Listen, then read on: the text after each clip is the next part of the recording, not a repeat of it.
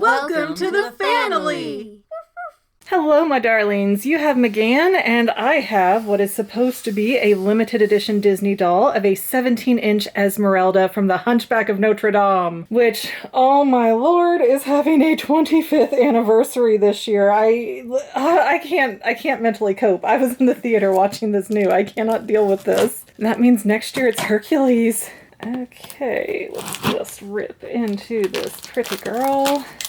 Now, I am pretty confident that Esmeralda is sold out, so if you decide you want one for yourself, good luck. You're going to have to go for the eBay crowd. And honestly, it is a real hit and miss in the collector's market. It's almost weird. Like, some of the dolls that are people of color, they sell out really fast, like the Pocahontas did, and others just sit around forever. So, oh, there's our little first glimpse. Look at the top of that box, is beautiful. All right. I wasn't really happy with how the doll looked on the website. She kind of looked like Squidward, but let's give this a look here. And we'll take a... Oh, it's not as bad as I thought it would be. Like, it looks way better in person than it does. Gosh, let me get a good, like, position here. But she looks way better in person than she did on those pictures that they use for stock photos. But let me get a really quick look at the front of the box here, and then I will go through the different layers. I won't take her all the way out of the box, but we'll get down to the certificate of authenticity, and Esmeralda is one of 7,000. And right here is our little special 25th anniversary sticker. A lot of different movies have been getting that. Tangled had a 10th not too long ago. I think it was just last year. And then Mulan had a 20th, and they're just really... I love the little stickers that they shove on stuff. It's adorable to me. Let's see. Oh, I'm like, why is this not coming up? Because she's tied shut in the back. All right. I'll just try to set this on the English portion, and you guys can pause and read if you really, really want to. I believe we have English and now French. Hopefully you can see that through the ring light, but again, the ring light does make it difficult. I'll show you the side windows too while we're here. So we have a really, just a beautiful, what do you call that? Like a trellis from the side of the cathedral here.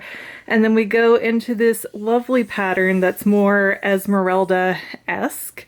And of course we have like the stars and the sun that are part of her different costuming. So let's get in here because I cannot stand to wait. Okay, front of the box gone. Now we have the window. And so if you wanted to display her and have a bigger visibility range here, that's an option. The front of the box will fit on the back of the box, so it's not really a storage issue like it can be for some of the smaller dolls in those, you know, four-sided cases. And let's get you out of here, baby girl. Oh my gosh. I was so obsessed with Esmeralda as a kid. Like, she was so different. Like, she looked different. She acted different from all of the other princesses before her. Not that she's a princess, but you know what I mean. The lead female protagonist in a Disney film. And that's sticking. That is making me nervous. Okay, now we're into layer 2, where we can actually get up in here and take such a good look at her face. And you might see the camera move a little bit as I kind of take different pictures. I always love to get at least one shot of the doll looking directly into the camera because Disney loves to make these dolls like really coy to where they don't make eye contact with you. And I don't know if that's a creepy thing because, you know, there's an inanimate object looking straight into your soul or what the deal is for that. But I know even on the Disney Princess line, none of the girls are supposed to make eye contact with each other. But anyways, going into Esmeralda, she's got her headband here. She has got her big hoop earring, which she only had one in the movie, so this is accurate. This is not a mistake that she doesn't have another one here. Because if you remember correctly, her goat Jolly actually had the other earring, and so that's how she could prove ownership. You know what? I'm gonna just pull this the rest of the way out of the box so that we can get up closer without as much in the way. And she has a necklace on, but it really doesn't seem to be, like, I know in the movie she did not have a necklace, so I don't know what the deal is with that. And it is embroidered right up here at the top where we've got some little gems stuck in there as well. We've got some embroidery right through here on the bodice. And ooh, I didn't realize her sleeves were split. That is a really cute design. And then it's all nice and floofy and airy down here, and she's got her tambourine, which I like the detail that it's not all solid white, like it's got weak spots and dirty spots. And the plastic on that actually feels pretty similar to what a tambourine feels like, so that's interesting. And oh, yes, let me find... not fully deboxing is difficult to show details. She's got several bracelets on this hand that you can't even see because the tambourine's in the way. So that's an interesting touch that they didn't necessarily have to do. She also has a larger bangle bracelet down here. And let's see. This on her, whatever you would call this side dress piece, is all printed. This is not embroidered at all. And the same with this on her sleeve here. It's more like an iron on vinyl kind of thing. It's not embroidered like here and here. And then right here is some type of lace that they're just using for the edging. But then we're going down into the skirt and we have these chains with little, not gems, but little jewel type thingy-majigs on them. Almost like a hidden Mickey. And then she's got little tiny gems just sort of evenly popped around her skirt here. And at the bottom here, this is a really pretty design, but it's like vinyl and glitter and some jewels, you know, stamped in here and there. It is not embroidered at all. And I know some people complain about that as a quality issue, that the quality's going downhill, but the price is staying up. But I mean, it looks good. And that's the most important thing of a doll, right? Is that it looks good on the shelf. And she does have a stand, and oh my gosh, her feet are, oh my gosh, that looks painful, doesn't it? She's got, she has ankle bracelet, it looks like.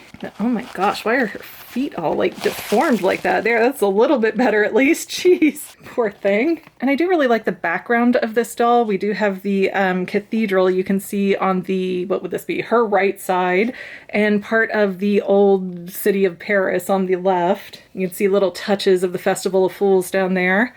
Although this is not her dress for that. She wore the red dress for that. Let's see how much detail. I can't really get into much detail about her hair because it's all kind of twisted up and shoved back into the plastic here. I wish they would have found a different way to handle that, but it looks like she does have curly hair, like big loose curls. But again, I'm not a full deboxer, so we're not going to find out for certain. Overall though, I mean, she's really pretty. She looks so much better than I was expecting, especially with the face and nose. I have the smaller Esmeralda from the D23 set, the Midnight Masquerade one, and I mean, her dress is beautiful, but her eyebrows are so honkin' huge, she does not look right. And this one, like, her eyebrows are better on point, her face is better on point, but the nose is just off. And again, it's not as off as looking like Squidward like I originally thought, but it's definitely a doll you want to see in person. All right, last thing on the docket here, let's pull out the Certificate of Authenticity, which I have number 1,876 of 7,000. I mean, not that this one isn't cute. I'm not going to take it out of the packaging because I like to keep it as mint as I can. But I have not seen a COA that compares to the one from the Wedding Rapunzel where they had the wanted poster. Like, they just put in the effort just right, and that one was perfect. But let's get one more look at Esmeralda before I put her away. I'll try to do some little sidey spinny thingies so that you can fully appreciate her and be jealous that you didn't get her yourself. She is really pretty. I'm glad I went with her. I was really on the fence about it, but this was a movie that I was so, like, obsessively attached to as a kid that I thought, oh, I'll go ahead and try it. What's the worst that could happen? And I'm not disappointed. So, there you go. Anyways, guys, thank you so much for watching. Don't forget to subscribe. I have a lot of other similar videos to this unboxing Disney dolls. And, we'll see you next time, FANily members. Bye! Before you go, if you enjoyed, don't forget to follow us and look for more of our content. And if you're really dedicated, there's a link to sign up for our newsletter in the description below so that you'll stay in the loop for future videos and projects. Also, please check out the Fangirl, where I talk about all kinds of movies, shows, and even games and comics. Well, that's about it, so see you next time, FANily members.